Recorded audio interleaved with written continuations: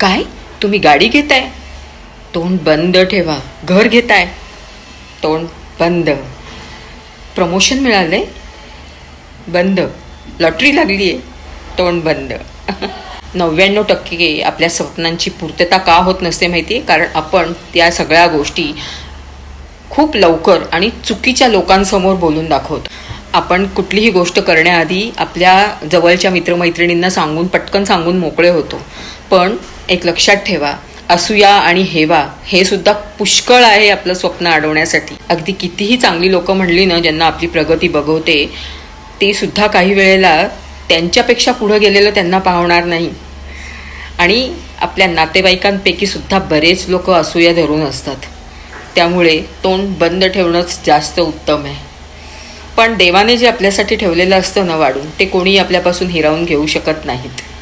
त्यामुळे खूप जपून वागा आणि एकच लक्षात ठेवायचं, काही करण्यापूर्वी तोंड बंद ठेवा.